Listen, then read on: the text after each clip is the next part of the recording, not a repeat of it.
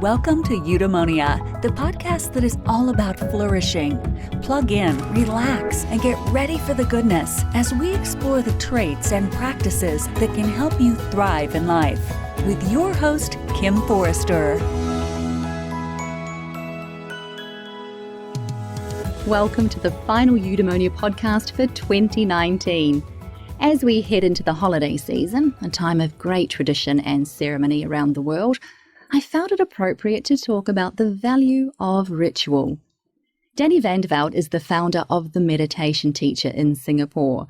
She's a highly qualified, highly experienced meditation teacher, Usui Reiki Master, healer, and spiritual mentor. It's my delight to welcome Dani at the British Club here in Singapore to chat about the power of ritualistic practice and to discuss how ritual, in its multitude of forms, can help us connect more deeply with the moments that make up our lives. Dani Van de Velde, welcome to the top of the hill here in Singapore. We've got the Singapore Air Force flying over us on occasion, but it's such a delight just to be in your presence. Thank you so much, Kim. Yeah, it's beautiful. It's a beautiful day here in Singapore. It's warm and it's lovely to be here. Thank you for inviting me. It is a pleasure. We are closing off this year's seasons of the Eudaemonia podcast, and I'm really looking forward to having a delightful chat to you about the power of ritual. Me too. It's one of my favorite topics. Human history, it's really interesting. Human history is filled with different cultures, religions and worldviews, and all of them, to some degree, involve ritualistic practice.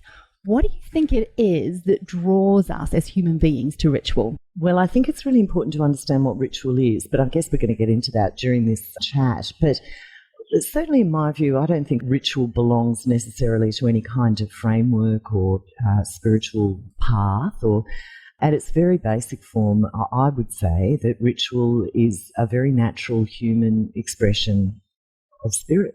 You know, ritual can take many different forms. There are some, shared ingredients, if you like, within ritual. But I think it's a very beautiful human expression of the sacred and the mystery. If we avoid ritual, if we ignore it, suppress it, avoid it at all costs, do you feel that we're missing out on something special in our lives? Well, it's such an interesting question because I don't think we do. I think we as human beings, and regardless of what our sort of inner path is or our understandings are about, spirituality or our inner terrain, I think we all do it. I don't know one woman in my life who doesn't at springtime do a clean out of their home, change up the colours in their home. All of us, to some degree, mark our major events within our family life with celebration. These are rituals, and certainly within families too. I think there's this beautiful kind of legacy that can happen with rituals.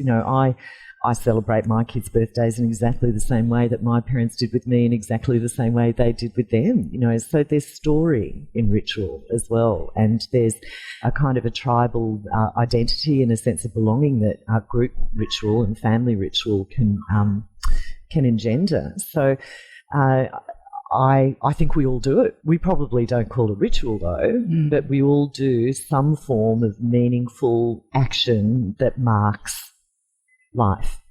Okay, so here's the big question. What is ritual? And the way I'll ask it is, there are many things that I do regularly. I brush my teeth every day. I feed the pets twice a day. I take the rubbish out 3 times a week. What is it that takes these habitual daily activities and turns them into ritual? Okay, nice. So I write about this a lot, right? I write about bringing ritual and the sacred into the modern life. And anything can become a ritual. So what is ritual? So that's the big question, isn't it? So ritual is a way of combining intent with meaningful action, with awareness, and also with some form of energy. Right. Okay, and that can take lots and lots of different forms. And certainly in esoteric traditions, which is probably what people associate ritual with. There's shamanic ritual, for example, which has become very trendy and people are exploring it these days much more intently. There's ceremonial ritual, like the Catholic Mass is a beautiful example of a big, beautiful ceremonial ritual. There's magic ritual as well. And so there's lots and lots of different sorts of ritual. But what it really does when we engage in ritual is we're opening up what's referred to in sort of the magical realms, and I don't mean rabbit out of a hat magical, I mean esoteric magic, which includes shamanism and so on, a liminal space. That's what ritual does. So it combines intent and meaning and purpose and awareness, which are functions, if you like, of our conscious mind, with much deeper movements of energy, correspondences and meaning, which are a function of our invisible aspect, our deep mind. Ritual's very, very evocative to the subconscious mind. It's felt more than thought. And so by bringing these elements together, what we're actually doing is we're generating a space, if you like, that bridges the mundane and the mystery. And that's what's so divine about it, because what it does do is that steeps us, even momentarily, or for 5 minutes or whatever your ritual is, into the sacred self. And with that comes, I think, a deeper connection with the patterns and the deeper meaning and the purpose within our mundane reality. And that's why it's so important. So all of my courses, even if it's from introduction to meditation right through to intuitive healing and the deeper esoteric stuff, all of them contain an element of ritual. So you alluded to this earlier on. Yep. Do you feel that we have to have a particular definition of that version of sacred? Do you feel that we have to ascribe to a particular spiritual practice or faith or worldview in order to get the most out of ritual? No. It's a human thing. So, like going back to your examples before about brushing your teeth and putting out the trash and all that kind of stuff, I mean, these are all sort of mundane operational actions of a home and a modern life. However, if you bring to your daily action of taking out the trash a deep intent and a correspondent sense of meaning, and you do that action of taking out the trash, but hold in the meaning that you are removing and clearing from your space, from your life, the stuff that doesn't serve you anymore, or the clutter of your mind or clutter within your relational field. That act of taking out the trash becomes a deep, impressive, generative ritual. It creates change. Wow. Ritual creates change, and we all know it. Like, whether you're doing your own little light a candle, burn some incense, meditate, the act of meditation is a ritual. You come out of that altered. It's so interesting using the word altered. So for a lot of my groups of students, part of the preparation of moving into one of the journeys that I'll take them on is to set up a sacred space in their home, which is a dedicated space for their ritual. In other words, an altar. Now, the word altar comes from the Latin word altare, which means to altar. Oh. So when we engage in ritual, and especially repetitive ritual, which we can talk about, you are altering your state of consciousness, because you're moving from the frenetic activity of the conscious mind into a much deeper zone within the self of the subconscious, the energetic, the creative. Is it necessary for us to have a particular space where we perform particular rituals? Well, I do think that there are associations that you create when you engage in regular rituals. And so having a space, a dedicated space, is useful. But so is facing east every time, or burning the same oil every time, or laying out the same little cloth every time. So, when I've got people that come in for the intro to meditation courses, and one of the first things I say to them is, generate a very, very simple repeated ritual every time you sit to meditate. And the reason for that is because you start to create an association between the psyche and the act of meditating. And so it makes it easier. Every time you lay out your little cloth, maybe at your sacred space or maybe at the same chair. I'd suggest, if possible, to meditate at the same time every day. You light your candle. Your system starts to recognize the cue to move into meditation. So smell, for example, is very evocative. So I've been meditating and teaching meditation and esoteric work for years and years and years. I have to think how long. Over 20 years.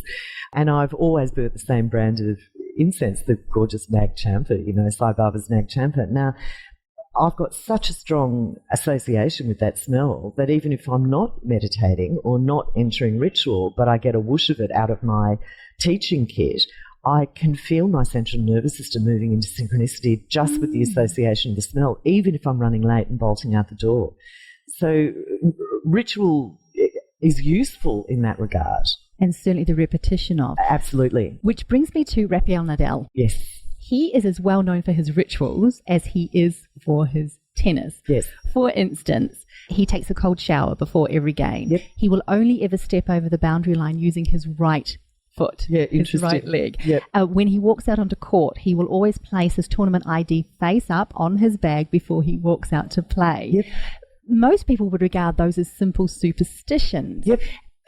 But what you're saying here is there's perhaps a ritualistic essence to what he's doing. Do you think these things actually make a difference? They absolutely make a difference. So I don't know Raphael, although I'd love to, but I would suggest that he's probably also done a lot of work in the background around visualizing success. And so those ritualistic little things that he does are like touchstones to access the energy of the possibility of success. Right. It just opens his energetic field. And we know that when we've got a beautiful expanded field, we can generate a greater sense of flow. And he's learnt that there's little touchstones that create an association that opens up his, I would say, expanded mind. So we have this idea that the mind is just a function of the brain, but the expanded mind is the wholesale engagement of the entire system. Body, mind, energy, mental plane, emotional plane, and broader spiritual aspects that connect into patterns and possibilities beyond the boundary of our mundane awareness. We're all designed the same way, and ritual is one way that we can open up the field. Which is really interesting. You're talking about ritual being used as a way for us to expand the possibilities within our own mind and with our own reality. Because in his book, Daily Rituals, How Artists Work, Mason Curry contends that ritual plays an important role, or has played an important role, in the creation of any artistic masterpiece. Yeah, beautiful. That is out there today. Yeah. Have you personally found a link between ritual and creativity? Yeah, absolutely. So I think it's worth sort of thinking about, well, what is creativity? I mean, you're a creative person, you write heaps of stuff, and you're creating these gorgeous podcasts and stuff, and I'm also very creative. So I write all my course content, I write my meditations, articles and stuff. So that's my go-to form of creative expression, is through words. But I think if you talk to any person who's in a creative line, whether they're a painter or an artist or whatever, or a writer, and you'd look at the reading around creativity, the process of creativity is almost like this sort of ascending, ripening movement of intelligence and energy that comes up into the critical mind. So you can't think your way through. Well, yeah, I suppose you can with some force and discipline and that sort of thing, but the playful sensory movement within the creative expression is what I think yields the juice. And then we use the critical mind then to hone it, to edit it, to make it snappy, to make it digestible from other people. I mean, every creative I know and who I've read about talks about the creative process as a matter of allowance. Absolutely, getting out of one's own way. Totally, and creating enough of an expanded state of energy and feeling within the body to allow your unique voice or your unique expression to rise, and therefore catch it and then hone it and turn it into something outside of yourself. So it is about expanding the field. Absolutely, which is what you've just spoken about. And ritual's one way to do that. So when it comes to ritual, what is most important? The action or the intent. If we are scrolling through our Instagram feed with a meaningful intent, is that truly a ritualistic practice? Are we expanding beyond our critical mind when we're doing so? Okay. So I would argue that I think it's interesting that you did the Instagram scrolling example, because a really key element of ritual is present awareness. And we all know the rabbit holes of social media. Like you can just mindlessly be scrolling through it and then wake yourself up and go, what the hell am I doing? I could be doing something way more meaningful and awesome. Not disparaging social media, but I love that too. But I can't imagine that scrolling through Instagram could be turned into a meaningful ritual. And the reason for that is because there needs to be beauty in the architecting of a ritual for it to really do the things that we're talking about. So the preparation, choosing the time of day. I mentioned earlier correspondences. So, and this is where, esoteric practice and high spiritual ceremonial group rituals, that's what they excel at, So there's meaningful objects that have corresponding meaning to the purpose and the intent of the ritual, and they're laid out in a beautiful way on the altar or in a ritualistic space. There's herbs and scents and words that are said, certain decree or invocations or prayer or whatever this framework is that you're following.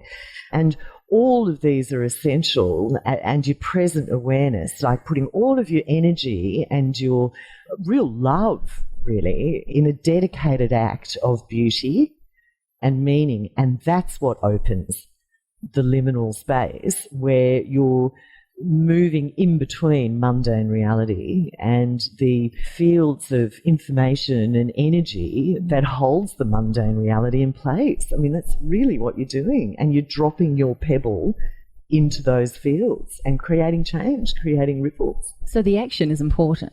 The action's important, thought through action. Although I do know a lot of people that love ritualistic magic, and they get really bound up in, have I got the right coloured candle? Have I set it out the right way? And they're so sort of into the action that they're bound up in their conscious mind, and they're not engaging the rest of themselves in it. And so they don't really yield results. I also want to present to you the situation that I think occurs with millions of people around the world, where they engage in ritual because it is what they have been taught to engage in. Yes. And they will go through the actions, they will say the words, or they will light the candle because that is what their family or their society has done for millennia. And yet to them personally there is no meaning. Yes. Do you feel in that case that it's important to sort of find meaning in that ritual, or perhaps find another ritual that has meaning? Well, I think if you're just kind of going through the motions, you're not engaging in ritual. I'd say you're either engaging in actions that keep the family happy. I do think there is something in that, though. Like I do think, let's just say, for example, you've grown up in a Catholic household and going to Sunday Mass is really important, and you grew up with that. There is a sort of childhood association with that. So, I know a lot of people who perhaps for varying reasons have moved away from the Catholic Church. Yet they will still say they love going to Mass because the hymns are familiar, the prayers are familiar, there's a sense of group movement in there, even though it may over the years not hold the meaning that it did for them. I do think as well there is a lot of beauty in family tribal ritual, like we were saying before about the celebration of the family, or the way the Christmas meal's done, and it's done the same way every year. And at least that's one thing you can peg on. It gives a sense of belonging, it gives a sense of identity, and you may not be into the meaning of Christmas, but that meal and having the family together, even if it all goes pear-shaped and ends up in fights or whatever, hopefully not, that's important. So there's an importance in legacy and tribal meaning and the carrying on of that. However, if you're, for example, entering a ritual, like, for example, a shamanic ritual, which is a gorgeous framework to use, one that I teach, it's one that I love in my life, to create a shift within yourself so that you can either, let something go or forgive something, or try and seek some revelation from deeper aspects of yourself around an issue that you're dealing with in your life. If you play the drumming trap or play your drum because you have to, light candles because you have to, it's superstition. Right. That's not ritual, because it only, 1/5 of you is engaging in it, the physical. So you engage in ritual I do. a lot. Yes, every day. In your view, Dani, is it more meaningful when we partake in ritual with others, or is it powerful by ourselves? I think they both have their place. I mean, we do know that our neurons fire very differently, and we have a very different chemical response within the physiology when we engage in anything in a collective, and we're collective creatures, you know. So, you know, we've all had that experience of like being at an awesome music festival and the sound and the celebration, and it raises you and you vibrate. You can feel it in every cell, and it's just divine, you know. And there is certainly, you know, with my groups of meditators, one of the most common things I hear a couple of weeks into the meditation journey for students where they're just trying to establish a regular practice, and they'll come back into the class the next week and go, it was so much easier in the group. I didn't do anything differently, but it was easier in the group. And we know that that's a thing. When we come together with shared intent and with mutual respect of each other, we generate an energy field that can act as a bit of a trampoline, if you like, for our own practice and so on, which is really beautiful.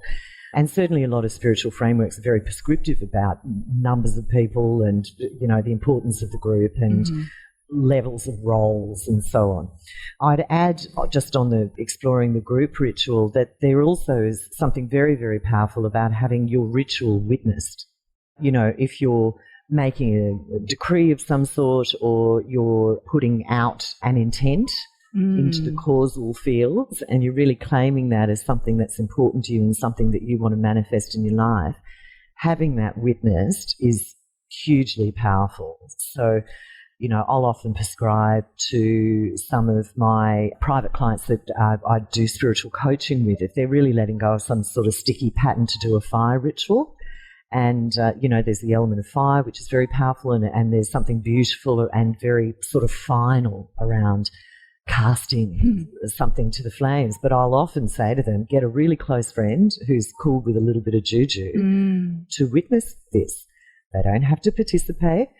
You don't have to explain to them or unpack the whole thing afterwards. You know, have them stand as your witness, have it watched. At the end of the ritual, thank them for being there for you, and then go and open a bottle of wine. Surely it matters the types of people that you're surrounding yourselves with. Absolutely, yes. Not just having people. No, absolutely. So you can't be self-conscious, and, you know, ritual has a certain amount of flow to it, you know, and that's what you're doing. You're accessing energy streams and flow and inspiration and beauty, and so you can't feel self-conscious, you know. But having said all of that about group ritual, there's something very, very sublime as well about personal, private ritual. And, you know, I'm a dawn junkie. And for me, that is a very, very sacred time, you know, where the day's just beginning. The activity hasn't rushed into my consciousness yet. I can participate in the sun running the first sunbeams over the canopy. I can participate in that first release and sigh of oxygen from the botanical realm, and I can lean into the potential of the day. And I know that within all of the, you know, the myriad of possibilities of the day, that somewhere in there is a beautiful high path for me, and I claim it and I connect with it. And the days that I do that, I rarely don't, but the days that I do that play out beautifully. Starting to heat up here at the top of the British Club. People are starting to come and join us. I think lunch hour's starting too. So, Dani. Yes. In the 20 years that you have been practicing esoteric ritual, have your personal rituals evolved over that time, or have they sort of remained unchanged?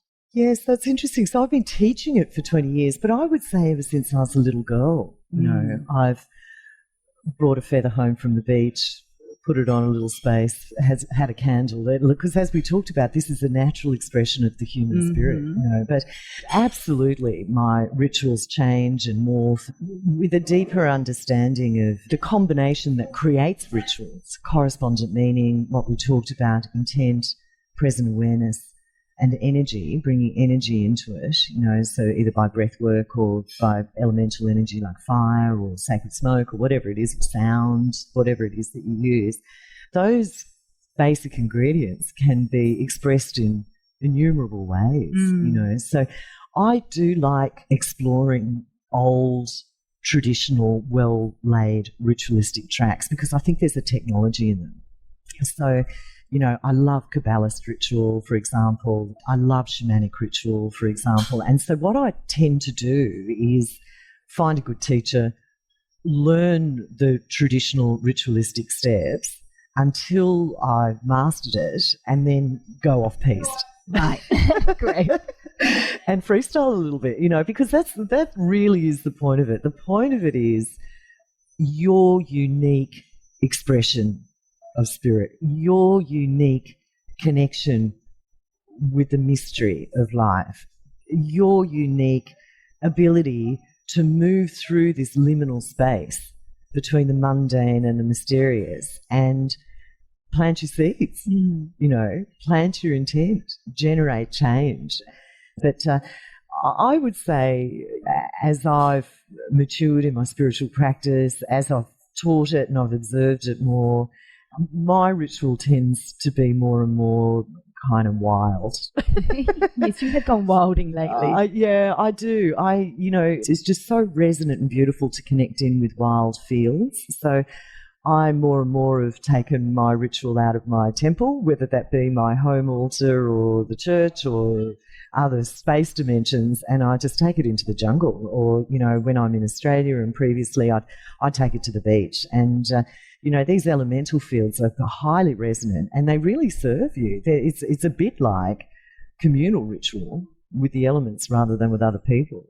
So it's one thing to have your rituals evolve over time, but there are some people, Dani, who simply find it difficult to do the same thing over and over again. Yep. They get bored, they get disheartened or disillusioned or whatever. What is your advice to those people? Well, my first advice would be to listen to this podcast and expand your understanding of what it is that you're doing with ritual, because it is a seamless integration. I mean, if you want to get really sort of deep and groovy with it, life is a ritual. We are here as fields of consciousness that have chosen to, incarnate in this world. If you want to get really deep, this body is a symbol of it's a correspondence of who we are. And living life is, I guess, the ultimate ritual of the soul, So I don't see it as having to make time for ritual. I see it as absolutely part of my natural expression. And I'd suggest to anyone who goes, I don't have time to do it, I really want to do it, but I don't have time, is to deepen your understanding of what ritual is. And how has ritual allowed you to flourish in life? The Eudaemonia podcast is all about flourishing. Yes. Since you said that you've been engaging since you were, a toddler. A tacker. Yeah. But how do you see ritual playing a part in terms of you being able to thrive in life? Oh, wow. Well, in a number of ways. So ritual brings me back into presence. That's one of the beautiful effects of it. So there's kind of this sort of inverse relationship. Ritual brings you into present awareness, and present awareness is required in ritual. Yeah. But the beauty in the act and the actions and the decree, and however you weave your ritual together, brings you into presence. And of course, we all know from meditation and mindfulness just the massive benefits that yields, both physiologically and emotionally and mentally and so on. So present awareness is one. Secondly, ritual really plugs me into my expanded field of awareness. And it's within that expanded field of awareness that intuitive prompting and the dialogue of intuitive wisdom comes through. So you feel intuition. And so by regularly keeping a beautiful ritualistic channel open in that liminal space that links the invisible with the visible, the wave with the particle, the mystery with the mundane, we're better able to pick up information that exists beyond our mundane senses. So it plugs me into my intuitive field. And I guess at sort of a really fundamental level, it's beautiful. So it brings a beautiful spiritual creative expression into my life, which washes over the day-to-day and makes it meaningful. So if life is getting a bit funky, yep, and you're feeling pretty human, yep, are there particular rituals that you dive into in those moments? Yeah, I do. So water ritual's beautiful for getting rid of that funk feeling. So if I've got a really sort of contracted emotional situation going on, for example, and it's difficult for me to ease it off, and I have lots of different ways to do that, to breath work and so on, and meditation normally does it. If it's really intense, I run every morning anyway, and I run in wild places, and that's got a beautiful grounding effect. But I will absolutely do a water ritual, which can be, coming back to your earlier point at the beginning of this chat, my shower. I take some essential oils into the shower, I light a candle, I establish my intent, I step into that shower fully engaged in a sensory way, and I dedicate that shower in a ritualistic, very simple way to washing away the funk.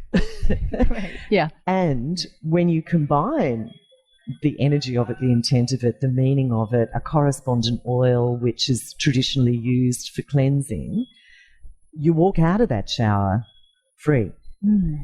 So my final question, and it's one that I ask every guest on the Eudaemonia podcast. Yes. Can you recommend what I call a morning reminder? And in your case, I believe what we're looking for is a simple daily practice that can help my listeners tap into the power of ritual. Absolutely. Oh my goodness. I mean, there's so many examples, but I'll share my one, which we touched on before, which is to start each day with a very, very simple ritual. So I will, every single day, as soon as I get up quite early. I always have, because I do my practice then before I go out and start seeing students and clients. But I will face east.